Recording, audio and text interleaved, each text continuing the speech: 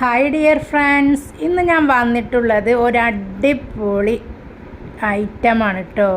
വെള്ള എരുന്ത് അഥവാ കക്ക ഇറച്ചി എന്നൊക്കെ പറയതിന്.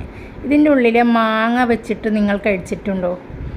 ഇതുപോലെ ഒന്ന് നിങ്ങൾ തയ്യാറാക്കിയിട്ട് ഇതിൻ്റെ ഫീഡ്ബാക്ക് എന്നെ അറിയിക്കണേ. അപ്പോൾ നമുക്ക് എരുന്തൊന്ന് പുഴുങ്ങിയെടുക്കാം. നന്നായി ക്ലീൻ ചെയ്തെടുത്ത എരുന്ത് നമുക്ക് പുഴുങ്ങി അതിൽ നിന്നും ആ മാങ്ങ നമുക്കൊരു ബൗളിലേക്ക് ഇട്ട് കൊടുക്കാം.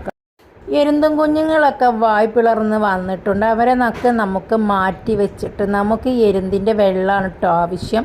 നല്ല കട്ടിയുള്ള വെള്ളമായിരിക്കും. ഈ വെള്ളത്തിൻ്റെ തെളിവെള്ളമാണ് നമുക്ക് വേണ്ടത്. അപ്പോൾ നമുക്കൊരു അരിപ്പയിലൂടെ ഈ എരുന്തൊക്കെ ഇട്ട് വെള്ളം നമുക്ക് വാർത്തെടുക്കാം.